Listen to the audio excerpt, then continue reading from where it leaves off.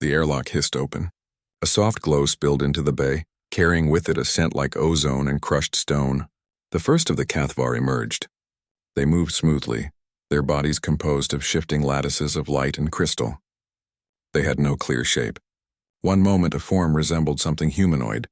The next it flowed into an abstract cluster of prismatic angles. Internal energy flickered within them, casting faint rainbow patterns across the sterile gray walls of the docking bay. Human medics stood ready, but their equipment was useless. Scanners couldn't get clear readings. The Cathvar didn't breathe oxygen. They didn't have circulatory systems. They required mineral-infused water baths and specific light spectra to maintain cohesion. Luna's engineering teams worked through the night, retrofitting entire sections of the station.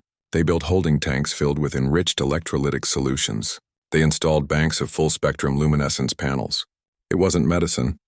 It was environmental support. Earth's resource network strained under the new demand. Rare earth minerals normally allocated to electronics manufacturing were diverted to sustain the refugees. Water shipments from Ceres and the Martian ice caps were rerouted to Luna.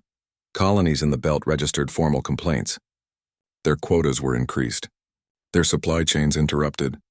Tensions rose in council meetings. Representatives from off-world settlements argued they were subsidizing a decision they hadn't made. 3 days after docking, the message arrived from the Galactic Council. It was brief, terse. It acknowledged the unauthorized annexation of sentient biological assets and expressed extreme concern regarding the violation of interstellar non-interference protocols. There was no offer of aid, no request for dialogue, only a warning. Continuing to harbor incompatible entities will result in reassessment of Earth's standing within the Galactic Compact. The Cathvar were not simply refugees. They were exiles. Their presence was a political statement, a challenge. Every resource spent on them was a direct rebuke of Council authority. Every tank of mineral water, every light panel, every gram of allocated crystal growth compound was an act of defiance. Captain Morrison visited the refugee sector daily. He watched the Cathvar move through their adapted habitats. They didn't speak often. When they did, it was in soft chimes and resonant tones. But their light patterns shifted in response to human presence, sometimes brightening, sometimes dimming. They were observers, learners. A junior officer asked Morrison why the council feared them so much. "They don't fear the Cathvar," he said. "They fear what they represent." What made the Galactic Council so terrified of the Cathvar refugees that they cast them out? It wasn't their biology. It wasn't their technology. It was their difference. The Council's power relied on uniformity, control, conformity. The Cathvar were living proof that other ways to exist were possible. And that possibility was a threat to any empire built on obedience. Human engineers and Cathvar technicians stood together in Hangar 4. Crystal and steel lay side by side on workbenches. Tools designed for human hands were passed to glowing appendages that shifted shape to grip them. There was no common language beyond basic translation software. They worked through gesture, light patterns, and shared purpose. A Cathvar named Shenkol approached a human power converter unit. The device was standard issue, a metallic cube with input ports and heat vents. It powered small craft and backup systems. Shenkol held a living crystal in his hand. It pulsed with a soft blue light.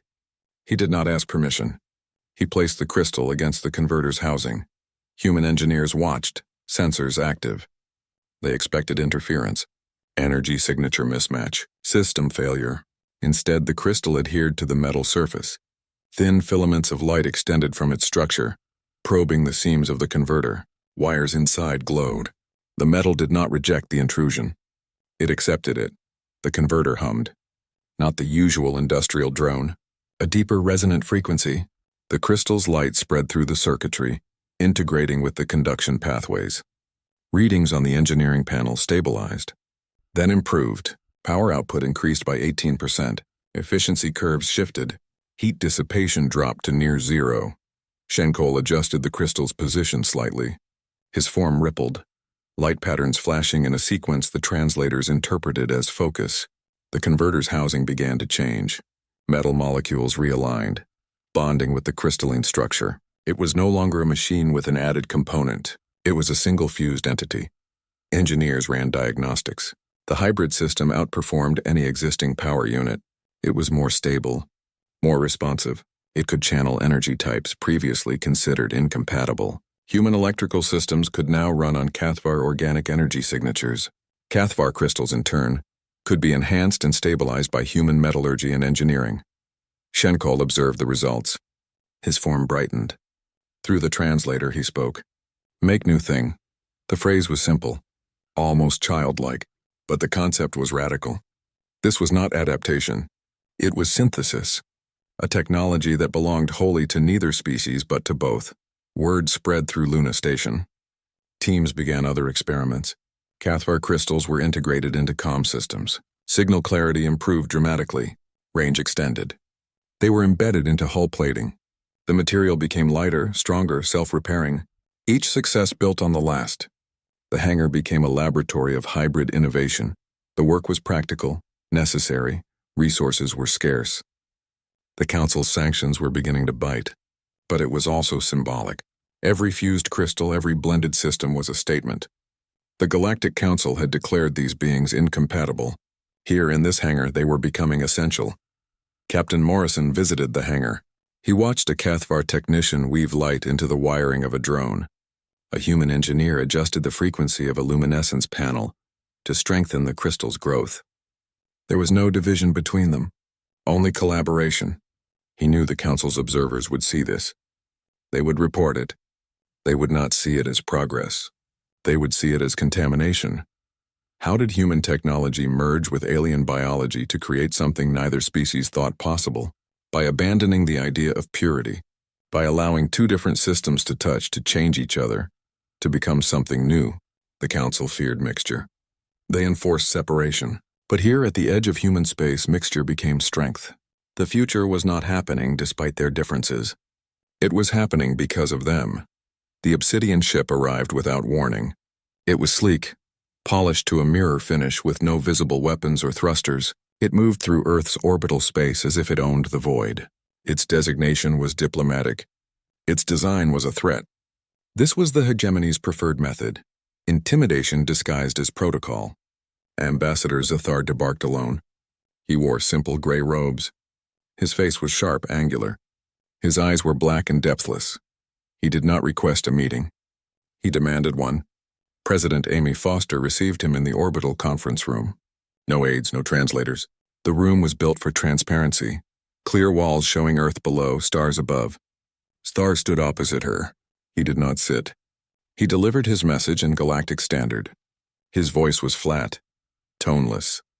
The Galactic Council requires the immediate removal of the Cathvar entities from human-controlled space.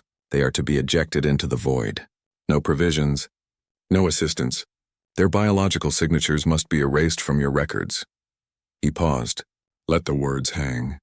Compliance must be confirmed within one standard cycle. Captain Jake Morrison stared at the dying alien vessel drifting toward Earth. Its crystalline hull pulsed with faint light, a ghost ship carrying 50,000 souls. They'd been cast out by the Galactic Council for being incompatible.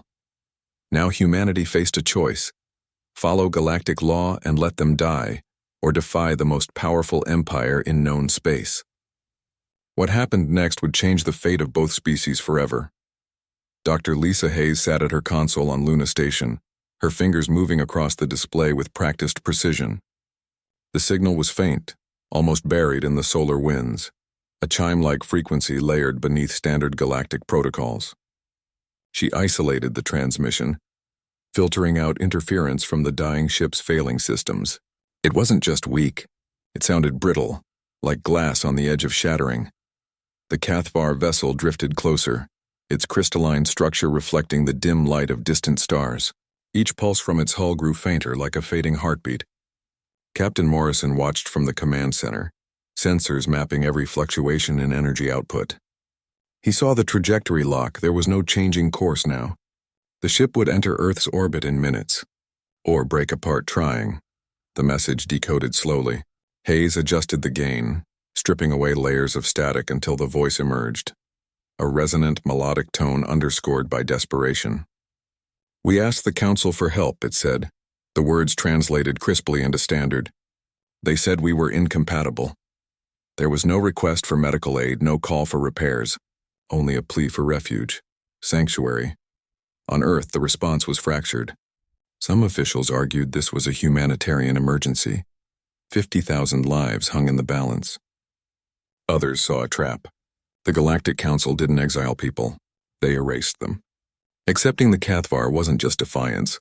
It was an open challenge to the most powerful governing body in known space. Debates raged across secure channels, voices overlapping, tempers flaring. No consensus emerged, only uncertainty. Morrison didn't participate in the debates. His eyes stayed fixed on the readouts. Life signs dropped by the 100. The ship's organic architecture was failing, its light dimming section by section. He had command authority over lunar orbital space.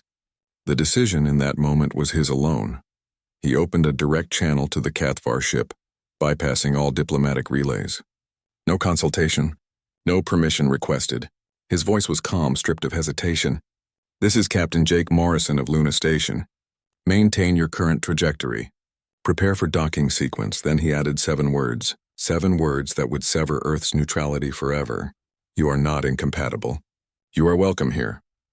Across the system, communications fell silent. The debate stopped. Every screen showed the same image. The crystalline ship, drifting closer, its dimming pulses now syncopated with Luna Station's beacon. One of the lights on Morrison's panel shifted from red to amber, then green. Docking protocols engaged. Hayes watched the translator screen. A new message flickered into existence, just 3 words from the Cathvar. "We remember this." What desperate message did the dying alien ship send to Earth that changed everything? It wasn't their words. It was their silence afterward, the way their light steadied as if for the first time they could breathe. Dr. Lisa Hayes sat at her console on Luna Station, her fingers moving across the display with practiced precision. The signal was faint, almost buried in the solar winds, a chime-like frequency layered beneath standard galactic protocols. She isolated the transmission, filtering out interference from the dying ship's failing systems. It wasn't just weak. It sounded brittle, like glass on the edge of shattering. The Cathvar vessel drifted closer, its crystalline structure reflecting the dim light of distant stars. Each pulse from its hull grew fainter, like a fading heartbeat. Captain Morrison watched from the command center, sensors mapping every fluctuation in energy output. He saw the trajectory lock. There was no changing course now.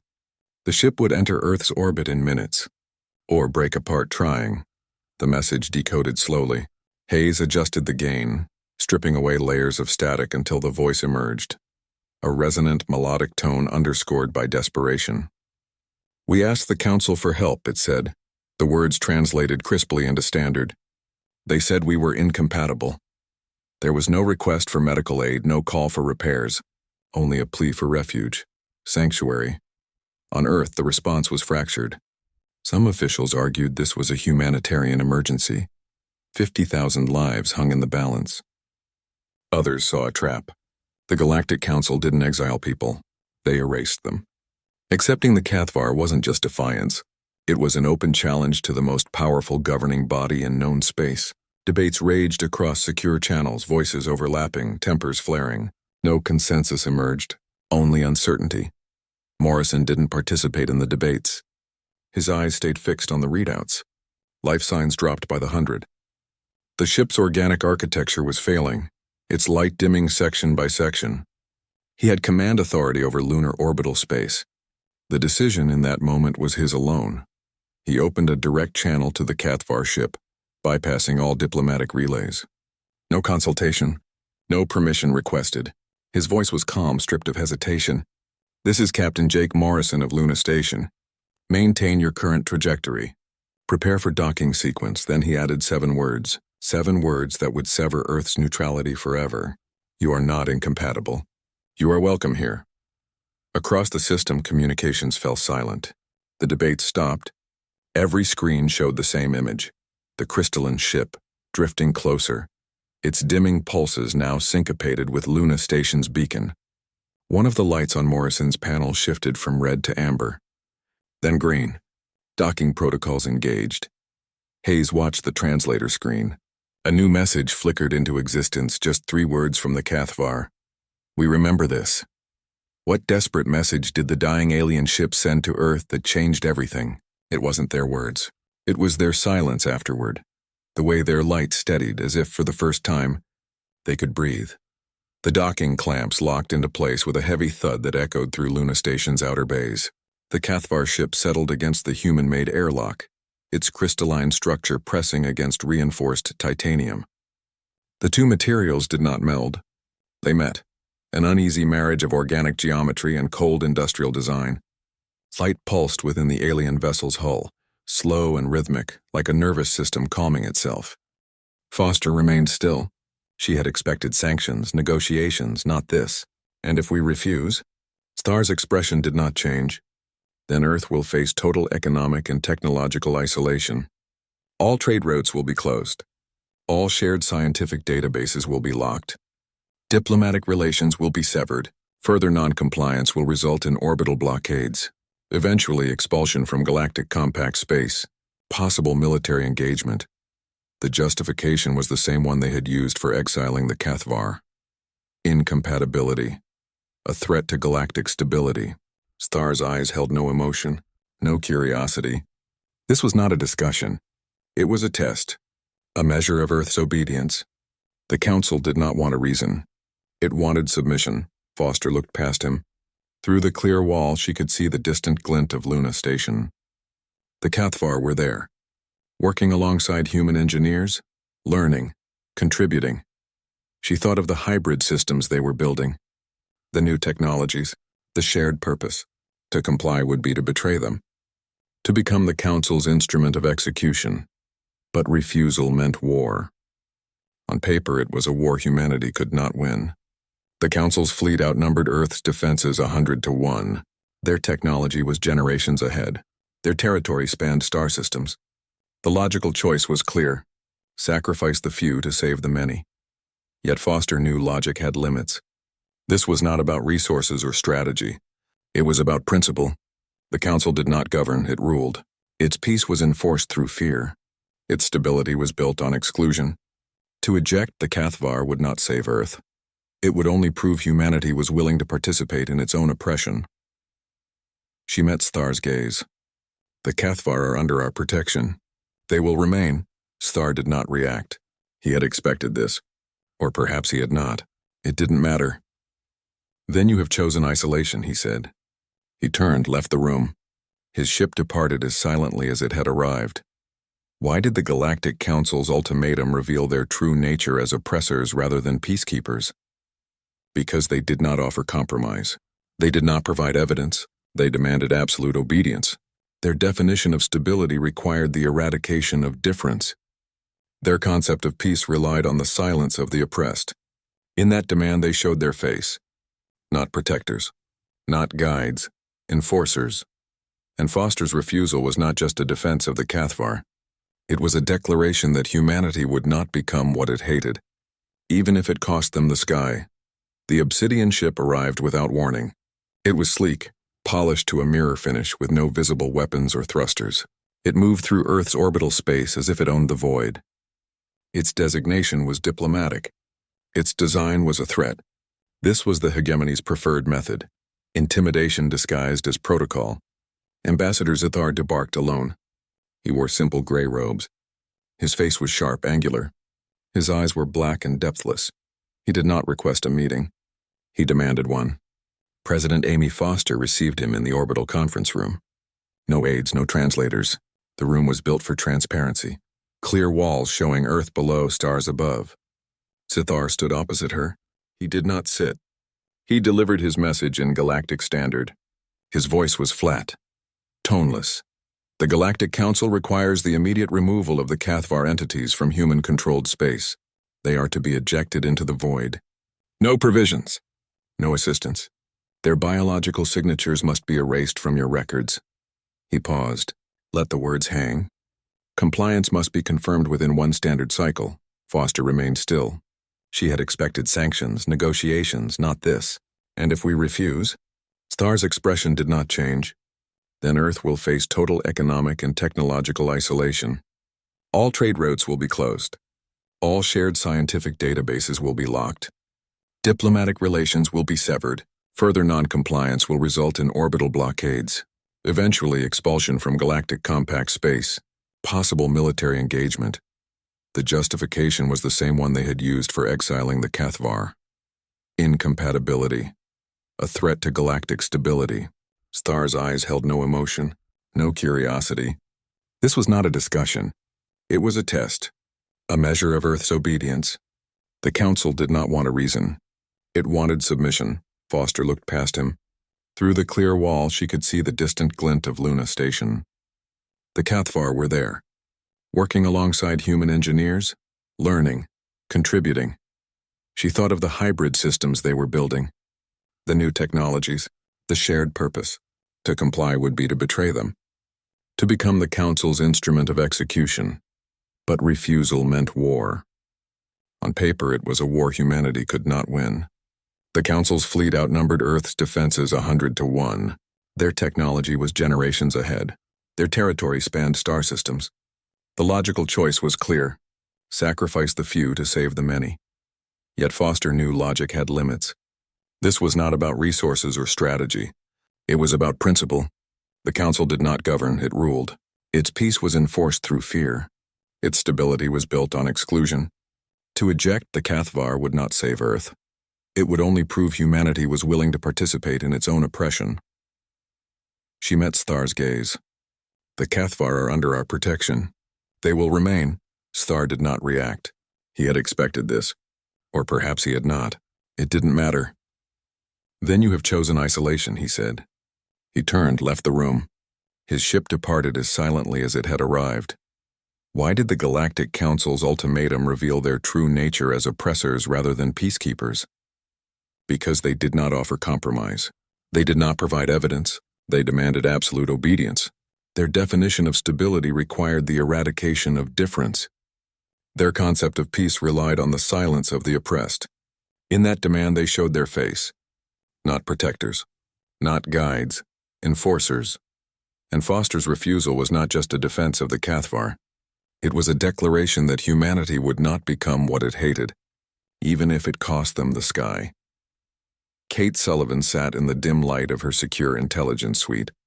A captured Council probe rested on her analysis table, its outer shell scarred from its forced retrieval. It wasn't meant to be found.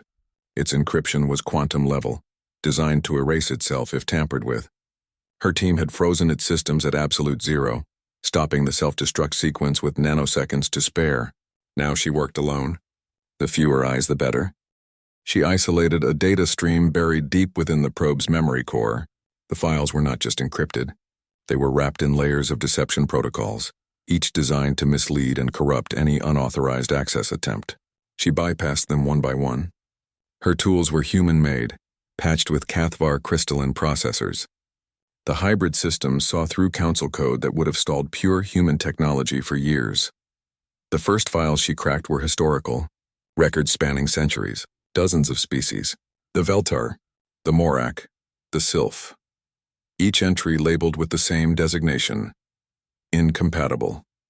The reasons given were variations on a theme: biological instability, psychological divergence, cultural non-convergence. But as she dug deeper, past the official justifications, she found the truth. The real reasons were always political. The Veltar had refused centralized governance. The Morak had developed energy systems that bypassed Council control. The Sylph had shared technology with unauthorized colonies. Dissent, resistance, independence. These were the true crimes. Then she found Earth's file. It was recent, updated within the last standard cycle. The header read Project Final Solution. The term was archaic. Deliberately so. A psychological trigger from humanity's own dark history. The plan was detailed. Brutal. Phase 1. Economic strangulation through trade sanctions and resource blocking. Phase 2. Foment internal conflict through manipulated media and proxy actors. Phase 3. Technological seizure under the guise of stabilization aid. Phase 4. Population reduction through engineered pandemics and targeted famine. The timeline was 50 years. The outcome was predetermined. Human civilization would be broken, then absorbed. Another uniform culture in the Council's empire. The Cathvar were not the cause. They were the excuse, a convenient justification for accelerating the timeline. The Council had already written humanity's obituary. The only thing that had changed was the schedule. She found the files on the crystals. The Council's original plan for the Cathvar. They hadn't wanted to destroy them. They had wanted to use them. Their living memory network was the ultimate intelligence tool. A galaxy-spanning surveillance system that could not be detected or blocked. The Council had demanded the Cathvar integrate their network into the hegemony's control infrastructure. Become living spies. The Cathvar had refused. For that refusal, they were condemned. Not for incompatibility, for integrity. Sullivan sat back. The screen glowed with the evidence. It wasn't just a plan for subjugation. It was a blueprint for extinction. The Council didn't see species as societies. They saw them as resources to be exploited or obstacles to be removed. Their version of order was a galaxy stripped of choice, of difference, of freedom. She compiled the data, encrypted it with a hybrid algorithm the Council could not break. She sent it to President Foster, to Morrison, to Hayes. The truth was no longer a theory. It was a weapon, and it was now in their hands. What hidden conspiracy did Earth's intelligence discover in the Council's classified files about humanity's future? That their exile was never in doubt. Their independence was a flaw to be corrected. Their compassion was a weakness to be exploited. The Council had already sentenced them to a slow-managed death. The ultimatum over the Cathvar was not the beginning of the conflict. It was the end of their patience. Humanity was not facing a diplomatic crisis. They were facing a premeditated execution. And now, for the first time, they had read their own death warrant. Shandar stood with Dr. Lisa Hayes before a large, dormant crystal interface in the research sector. His form pulsed with a soft, steady light. He did not use the translator. Instead, he reached out and touched the crystal surface. It glowed in response, patterns swirling into complex fractals of information. He looked at her. The translator conveyed his meaning, its tone flat and precise. The network is not just for us. It is for all who remember, he explained. The crystals did not communicate across distance. They were distance. A thought formed by one Cathvar on Luna was simultaneously known to another on the far side of the galaxy. There was no transmission delay, no signal decay. Knowledge, tactical data, emotional states, all were shared instantly across a web of living consciousness. The Council's fear was not irrational.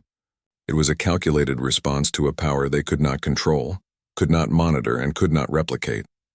The Cathvar were not a lone species in exile. They were a single node, a point of connection. The Council had spent centuries scattering other species they deemed incompatible, believing isolation would break them. The Veltar, the Morak, the Sylph. Dozens of civilizations were pushed to the fringes, their communications monitored, their movements restricted. They were meant to be alone, forgotten, but they were not. The network had always been there, silent, dormant. The exiled species could not activate it themselves. They needed a catalyst, a central point of defiance strong enough to create a resonance across the void. Earth's act of welcoming the Cathvar provided that spark. By offering sanctuary, humanity had not just broken a rule. It had created a frequency of resistance that the network could finally lock onto. Shandar placed both hands on the crystal. His light intensified, flowing into the structure. We will send a call. It will be heard. The crystal flared. Light raced through its internal pathways, not in a beam or a wave, but as an instantaneous state change. Across the galaxy, every connected crystal experienced the same shift. A data stream unfolded. Not words. A package of experience. The sight of Earth from orbit. The sound of human voices offering welcome. The feeling of safety after long exile. And a single clear concept. Solidarity. The response was not immediate. It was instantaneous. From a dozen points across the galactic arm, answers echoed back through the web. A Morak battle group hidden in a nebula registered acknowledgement. Their crystals, taken from fallen ancestors, glowed with new purpose. A Veltar colony on a dead world felt the signal. Their elders, who had preserved their history and sacred stones, understood. The call was not a request. It was a synchronization. Lisa watched the main display. It was normally a star chart. Now it showed something else. A web of light connecting distant stars. Each point represented a species, a culture, A memory the Council had tried to erase. They were not communicating. They were awakening. The network was not a tool they used. It was a layer of reality they inhabited. A shared mind that had been waiting for its body to stir. This changed the strategic picture completely. Earth was not facing the Council alone. It was the anchor point for a distributed intelligence. A resistance that could think and act as one across light years. The Council's fleets were powerful, but they moved through normal space. They required commands, logistics, time. The network required none of that. A threat detected near Mars was known near Vega in the same moment. A solution could be conceived and implemented just as fast. How did the Cathvar memory network become the key to awakening a galaxy-wide resistance? It was never asleep. It was waiting. The Council's strategy relied on fragmentation, on keeping their enemies isolated and ignorant. The network made that impossible. It turned isolation into cohesion. It turned forgotten knowledge into immediate action. Earth's compassion had not just saved a species. It had plugged a key node into a circuit that spanned the stars. The power was always there. They just needed someone to flip the switch. Tony Garcia watched as the first Cathvar crystals were fused into the hull of the destroyer Valiant. The process was not welding. It was integration. The living crystals bonded with the metal at a molecular level, their internal light spreading through the ship's superstructure like veins. The Valiant changed. Its gray angular form now pulsed with a soft blue luminescence. It was no longer a human warship. It was something new. The shields were the first major upgrade. Standard deflectors worked by creating a barrier, a wall of energy to absorb impacts. The hybrid shields did something different. They adapted. Sensors analyzed incoming energy signatures milliseconds before impact. The shield matrix reconfigured itself to match the frequency. It didn't block the attack. It absorbed it, channeled the energy. Made it part of the defense, the engines underwent the most radical transformation. Cathvar crystals were embedded in the thrust nacelles. When activated, they allowed the ship to phase. Not faster than light travel, a partial shift out of normal space. The ship became a ghost on sensors. It could evade scans, bypass minefields, reposition instantly. Conventional tactical doctrine became useless. You can't target what your systems refuse to acknowledge. Weapons presented the greatest challenge and the greatest breakthrough. Human projectile and energy weapons were designed to overwhelm, to destroy. The hybrid systems worked on reflection. They analyzed incoming fire, lasers, plasma bolts, kinetic rounds, and generated a counter frequency. The attack wasn't stopped. It was turned back on itself. A beam meant to vaporize a hull would curve and strike its source. The stronger the attack, the more devastating the rebound. The hybrid fleet was not large. A dozen refitted destroyers, a handful of cruisers. But each ship was a nexus of human engineering and Cathvar biology. They were faster, smarter, and far more adaptable than anything in the Council's arsenal. They were built for one purpose: to defend against overwhelming force through intelligence, not inertia. Simulations were run against known Council battle formations. The data was sobering. The Council fleet outnumbered them 50-1. Their ships were larger, their weapons more powerful. Standard tactics predicted annihilation within minutes. The hybrid fleet used different tactics. They phased. They adapted. They reflected. The simulations did not show a battle of attrition. They showed a dance of precision. The hybrids moved as a single organism, their actions coordinated through the instant communication of the crystal network. They didn't win by being stronger. They won by being smarter, faster, unified. The results were clear. Victory was possible. Not guaranteed, but possible. It would require perfect coordination, flawless execution, and a willingness to use the enemy's strength against them. The Council relied on mass and power. The hybrids relied on timing and intelligence. They were as ready as they would ever be. Sensor arrays picked up the first Council signatures at the edge of the solar system. A massive armada, hundreds of ships. They moved in formation, a wall of polished metal and controlled energy. They expected to find a frightened, isolated Earth. They found a hybrid fleet waiting, silent, prepared. What devastating secret weapon did the hybrid human Cathvar fleet deploy against overwhelming odds? It wasn't a weapon. It was a principle. They did not meet force with force. They met it with mirror. Every attack launched against them was captured, studied, and returned. The Council's greatest advantage, their overwhelming firepower, became their greatest liability. They were not fighting an enemy. They were fighting their own reflection. And in that reflection they saw the futility of their own violence. The hybrids did not win by destroying the Council fleet. They won by making the Council destroy themselves. The Council fleet dropped out of jump space at the edge of the solar system. Their ships were polished to a dark mirror finish, their formations perfect. They were not here to negotiate. They were here to enforce. Their sensors scanned the inner system, expecting to find Earth's modest defense fleet, perhaps a few civilian stations. They found the hybrid ships, their hulls pulsing with soft light, and registered them as an anomaly, an irregular energy signature, a curiosity. Then their scopes lit up with new contacts, dozens, then hundreds. Unfamiliar designs blipped into existence from stealth, their signatures sharp and clear. They emerged from behind asteroids, from the shadow of Mars, from the depths of the asteroid belt. A fleet of angular, razor-edged ships decloaked, the Morak strike force. Their hulls were scarred, their weapons live. They had been waiting a long time. Next came the Veltar cruisers. Their ships were organic in design, with sweeping curves and bioluminescent hulls. They moved with a grace that seemed impossible for their size. They were supposed to be extinct. The Council's own records listed them as eradicated 50 years prior for insubordination. Their homeworld was a cinder, their species a footnote. A voice crackled over the general comms band. It was not human. It was translated from Veltar, the words layered with a resonance that spoke of deep time and deeper loss. Council ships. You destroyed our homeworld 50 years ago. You declared us extinct. You were wrong. Today we return the favor. Grathor of the Veltar led the charge. His ship, the Last Memory, surged forward. Its weapons glowed with a cold green light. He did not wait for a response. He opened fire. The first volley struck a Council battleship's shields, which flared and died instantly. The Veltar had not been hiding. They had been studying, preparing. Their technology had evolved in isolation, focused on one purpose, piercing the Council's defenses. More ships appeared. The Sylph, their vessels looking like vast crystalline plants, drifted into formation. Their weapons were energy-based, designed to disrupt systems rather than destroy hulls.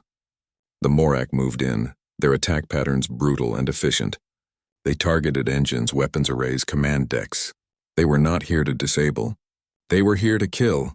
The Council fleet's perfect formation fractured. Their commanders were confused. Their tactical computers could not process the sudden shift. They were facing not one enemy, but a coalition of ghosts, species they had broken, exiled, and forgotten, species that should not exist. The psychological impact was immediate and devastating. The illusion of Council invincibility shattered. On the bridge of the new moon, Jake Morrison watched the tactical display. The web of light connecting the Allied fleets was alive with data. The Cathvar network was humming, sharing targeting solutions, coordinating maneuvers across light seconds of space. The Council fought with hierarchy and chain of command. The Alliance fought as a single mind.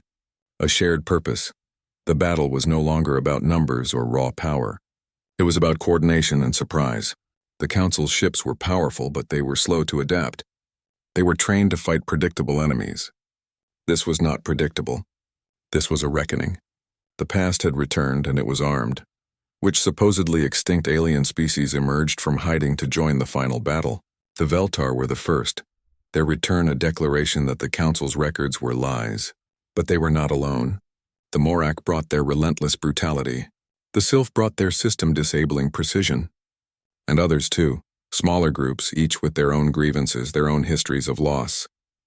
They were unified not by a flag, but by a common enemy and a shared network that made their separate angers into a single, focused force. The Council had tried to erase them. Instead, it had made them inevitable.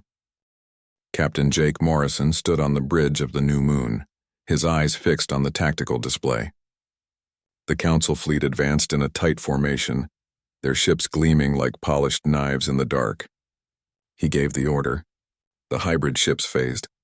Their crystalline hulls shimmered and faded from conventional sensors. To the Council's targeting systems, they became ghosts, unreadable, untargetable. Beams of concentrated energy lanced out from the Council vessels. They struck nothing, or rather they struck the adaptive shield matrices of the phased ships. The energy did not dissipate. It was absorbed, analyzed, and reflected back along the exact same trajectory. A council cruiser took its own laser volley full against its bridge. The impact was silent, brutal, effective. The Allied fleet moved not as separate units but as a single entity. There were no comms delays, no waiting for orders. The Cathvar network hummed with instant data exchange. A Veltar ship evaded a missile barrage, and immediately, 3 Morak vessels adjusted their positions to cover its retreat. A human destroyer phased through an asteroid, reappearing behind a council battleship, its weapons already charged. This was not a battle of numbers. It was a contest of information speed. The council commanders were trained for conventional warfare. This was something else. Their formations broke. Their attacks became desperate, uncoordinated. Morrison watched the chaos unfold. The council flagship, a massive dreadnought, held back. It was directing the assault, but its commands were too slow. The network rendered its tactical advantage obsolete. He opened a channel. No encryption. No filters. His voice was calm, clear. It cut through the noise of the battle. Council flagship. This is Captain Jake Morrison of the Free Species Alliance. You are defeated. Your tactics are known. Your weapons are useless. Stand down. Surrender your vessels. Your commanders will face trial for crimes against sentient life. Continue and you will be destroyed. The offer hung in the void. It was not a threat. It was a choice. An offer of mercy, but also a weapon. It forced every council captain to confront the reality.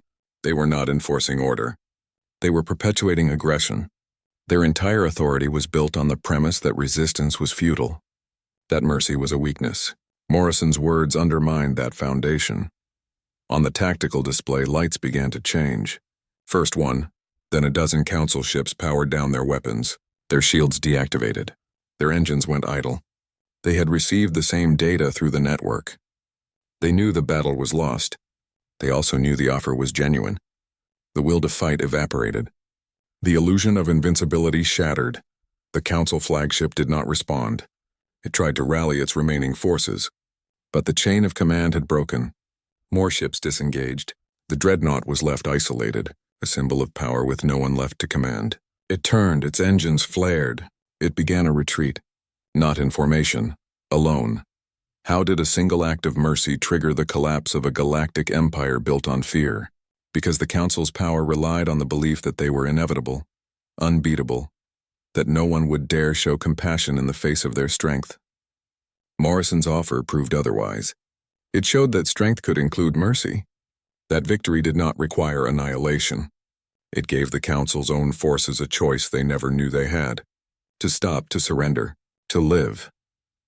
And in that choice, they found the courage to reject the fear that had controlled them for centuries. The Empire did not fall to weapons. It fell to an idea. The idea that there is another way. Dr. Lisa Hayes monitored the battle from her station on Luna. The main display did not show ships and trajectories. It visualized the Cathvar network. A web of light connected every Allied vessel. Each ship was a node. Each decision flashed across the network instantly. A Veltar cruiser taking laser fire near Mars was known to a Morak strike group near Jupiter, without a single radio transmission. There were no delays, no misunderstandings. The coordination was perfect. The network allowed a level of tactical unity the Council could not comprehend. Their command structure was hierarchical. Orders moved down chains. Information moved up. It was slow, predictable. The Alliance had no chain of command. They had a shared consciousness. A hive mind of purpose, not controlled from above, cooperative from within. This was the true secret weapon. Not the phased hulls, not the reflective shields. It was the ability to act as a single organism across light years of space. The Council fought a fleet. They faced a nervous system. Every attack they made was known to every Allied ship the moment it launched. Every weakness in their formation was seen simultaneously by dozens of tacticians. The network did not just share data. It shared understanding, a pilot's instinct, a gunner's timing, an engineer's solution. These were not communicated. They were simply known. Hayes watched the data flow. It was not like anything in human experience. It was faster than thought. A Council battleship would adjust its shield frequency. The change registered in the network. Every hybrid ship's weapons recalibrated in the same instant. There was no central order, no discussion. The adjustment was simply made. The entire alliance reacted as one being, a single intelligence distributed across 100 ships. This was why the Council feared the Cathvar. Not for their crystals, for their connectedness. The network made secrecy impossible. It made deception useless. The Council's greatest tactical advantage, their centralized planning, became their greatest liability. They were rigid. The alliance was fluid. They were slow. The alliance was instantaneous. They commanded. The alliance cooperated. The battle was not won by firepower. It was won by information speed. The Council's ships were powerful. Their weapons were devastating. But they fought in the old way. Isolated, separate, waiting for orders. The alliance fought in the new way. Together, aware, acting as one. A Morak ship would draw fire. A human destroyer would phase into the blind spot. A Veltar cruiser would disable the engines. The moves were not planned. They emerged from the network. A collective response to a shared threat. The Cathvar crystals were the physical medium, the living nodes that made the network possible. But the real power was the connection itself. The ability to share not just words, but intent. Not just commands, but context. The Council's commanders struggled to understand what was happening. Their sensors showed chaos. Their reports described impossible coordination. They were not fighting separate enemies. They were fighting a single mind with 1,000 hands. What role did the Cathvar's living crystal technology play in coordinating attacks across multiple star systems? It was the infrastructure, the nervous system. It allowed tactical data, sensory input, and strategic awareness to flow without friction across vast distances. A decision made by a captain near Earth was executed by a pilot near Pluto without a second's delay. The crystals did not issue orders. They enabled unity. They turned a coalition of different species into a single, galaxy-spanning organism capable of thought and action, on a scale the Council could not match or defeat. The battle was not fought ship to ship. It was fought mind to mind, and the Council's mind was alone. The battle ended not with a formal surrender, but with a quiet unraveling. There was no treaty signed, no ceremony of defeat. The Council's command structure simply disintegrated. Their flagship retreated. Their remaining ships, leaderless and demoralized, either powered down or fled into deep space. The central authority that had governed through fear and exclusion for centuries was gone. In its place, a void, and nature abhors a vacuum. Within weeks, 43 star systems declared independence from the Galactic Council. Their messages were not uniform. Some were defiant broadcasts. Others were simple notices of secession. A few were just the quiet reactivation of long-dormant regional governments. The map of known space, once a monolith of council control, became a patchwork of free worlds. The military victory was complete. The political challenge was just beginning. The alliance that had won the war was not a government. It was a temporary coalition bound by a common enemy. Now that enemy was broken. The question shifted from how to win a war to how to build a peace. How to create a structure that would not repeat the Council's mistakes. How to turn a military alliance into a lasting political entity. The responsibility fell heavily on the victors. And Earth, once a peripheral world on the edge of Council space, was now at the center of this galactic power shift. Its actions had sparked the change. Now it had to help guide it. President Amy Foster and her advisors worked around the clock. The debates were long and difficult. Some argued for a strong central government to fill the Council's role, but without its cruelty. Others advocated for a loose confederation of independent systems with minimal oversight. The risk of fragmentation was real. Without some unifying structure, the galaxy could descend into a new dark age of petty warlords and resource wars. The solution had to balance sovereignty with security. The answer came from the nature of the alliance itself. It was not built on conquest. It was built on sanctuary. The core principle that had started it all, welcoming the rejected, became the foundation for the new government. It would not be a hegemony.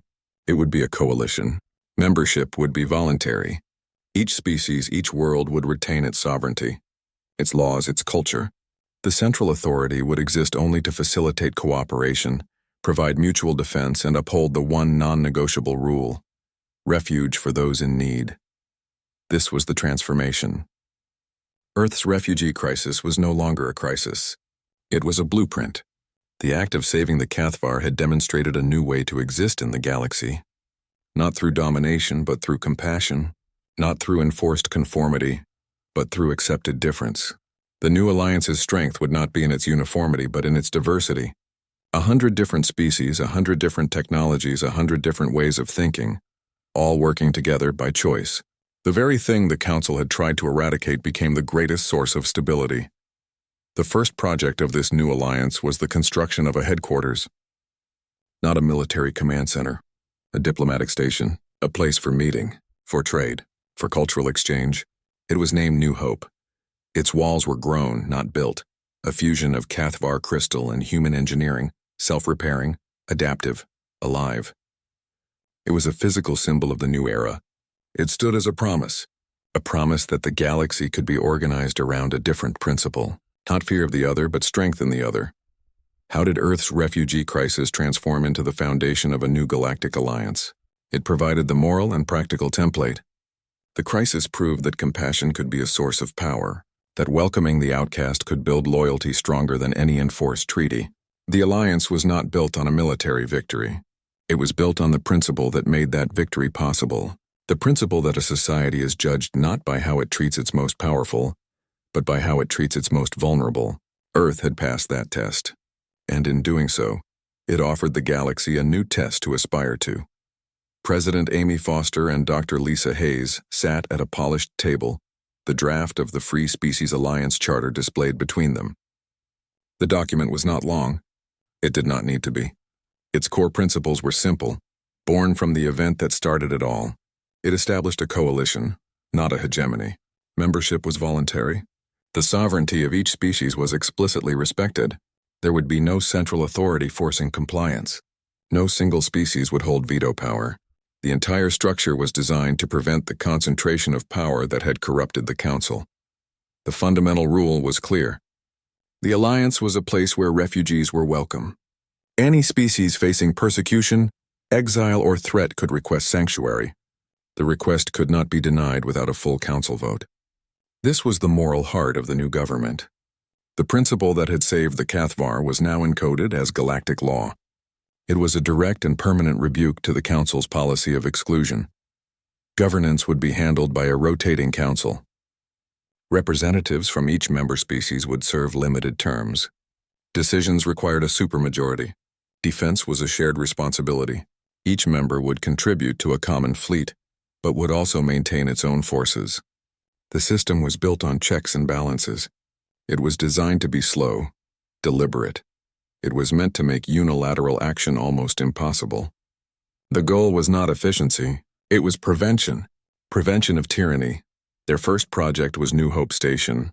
It was to be the Alliance's headquarters, a place for diplomacy, trade, and cultural exchange. It was not built with traditional methods.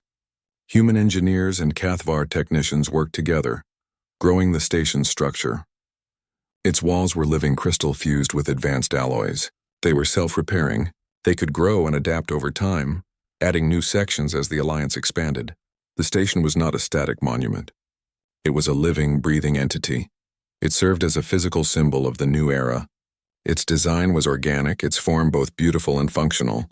Light pulsed within its crystalline corridors, shifting colors to suit the needs of different species. It was cooperative. It was alive.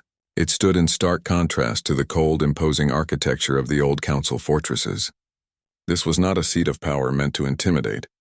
It was a meeting place meant to welcome. The Cathvar network, once a vital tool of war, was repurposed. It became the Alliance's central nervous system, a conduit for instantaneous knowledge sharing and cultural exchange. Scientific discoveries made by the Veltar were immediately available to human researchers. Historical records preserved by the Morak could be studied by Sylph academics. The network allowed for a depth of understanding and coordination that had been unimaginable under the Council's restrictive information controls. The galaxy's strength now lay in its diversity, not its conformity. The Alliance recognized that each species brought unique perspectives, technologies, and strengths. This diversity was not tolerated. It was celebrated. It was understood as the primary source of the Coalition's resilience and innovation. The Council had sought to impose a single way of existence. The Alliance provided a framework for 1,000,000 ways to coexist. What made the Free Species Alliance's approach to governance fundamentally different from the Council's iron rule? The Council governed through fear and force. Compliance was mandatory. Dissent was eradicated. The Alliance governed through consensus and voluntary association. Its authority was derived from mutual respect and a shared commitment to a principle greater than any one species. The Council's power was based on the threat of expulsion and violence. The Alliance's power was based on the promise of sanctuary and community. One system controlled through exclusion. The other thrived through inclusion. This was not a difference of degree. It was a difference of kind. A new chapter in galactic history, written not by conquerors, but by protectors.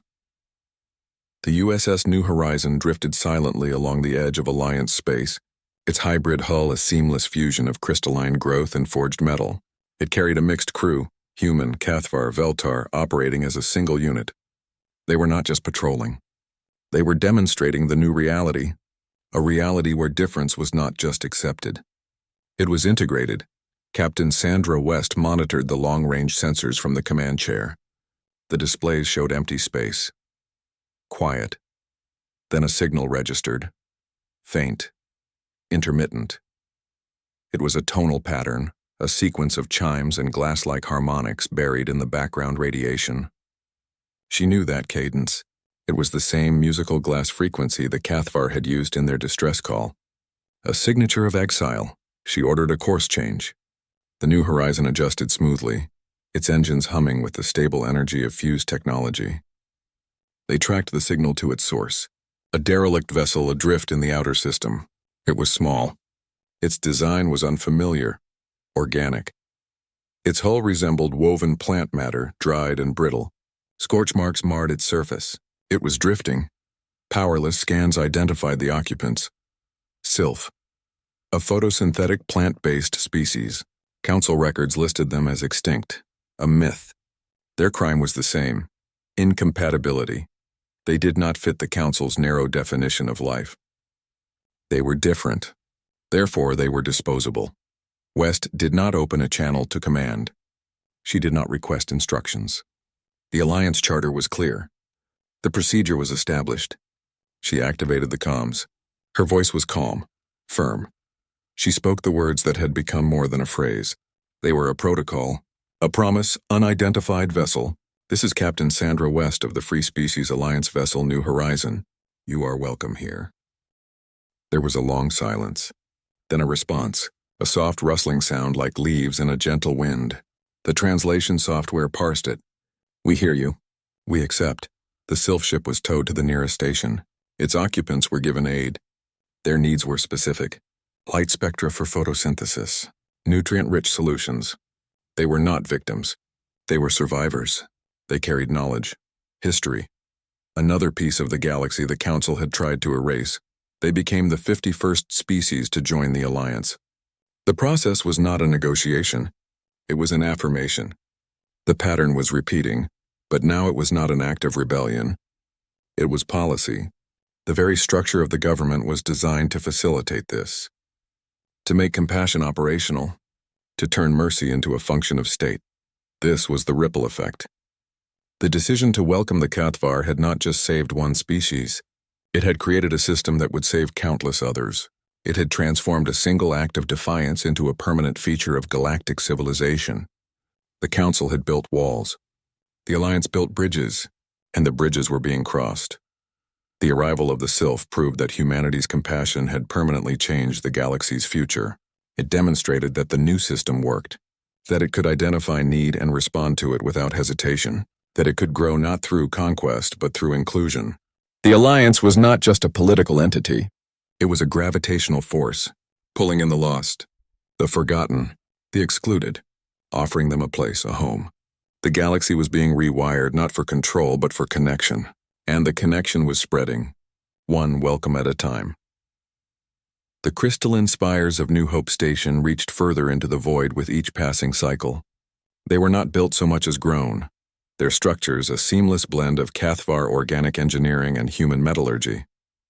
The station had become the central hub of the Free Species Alliance, a crossroads for trade, scientific collaboration, and cultural exchange. Dozens of species moved through its wide corridors.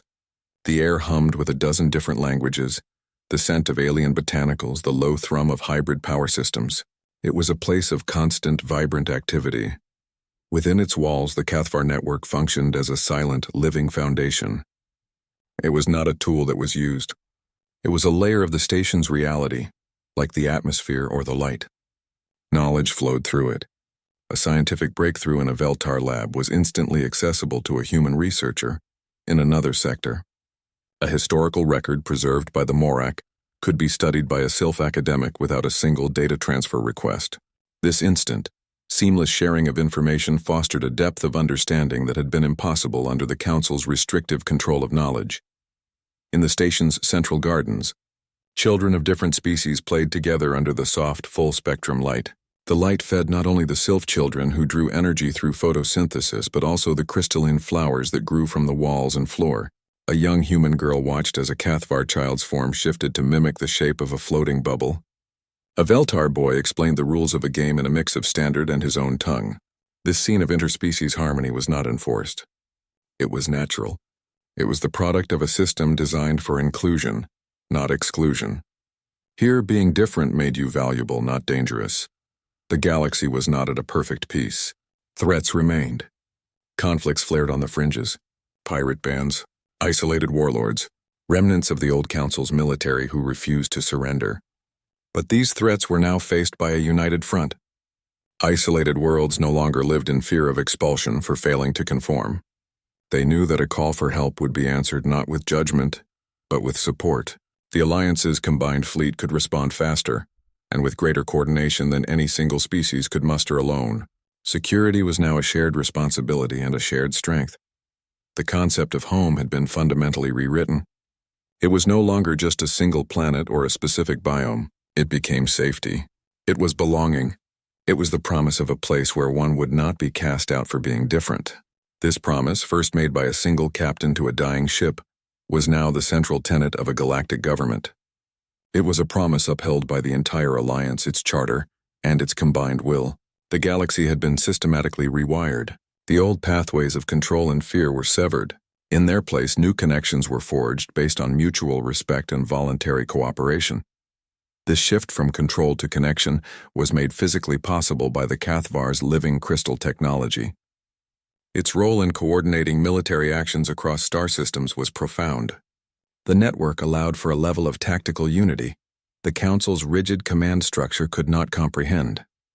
It enabled the Alliance to act as a single distributed intelligence during the Battle of Sol. Every ship was a node.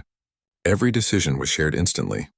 A threat detected near one planet was known to every other vessel simultaneously, allowing for a coordinated response that appeared telepathic. The Council fought a disjointed collection of ships. They faced a nervous system. The crystals did not issue orders. They created a state of shared awareness that made traditional delayed communication obsolete. This was the devastating advantage that turned the tide, not superior firepower but superior consciousness. Captain Jake Morrison stood by the viewing port in the memorial dock. This was where the first Cathvar ship had made contact. The spot wasn't marked by a metal plaque or engraved stone. Instead, a section of the station's own hull had been transformed.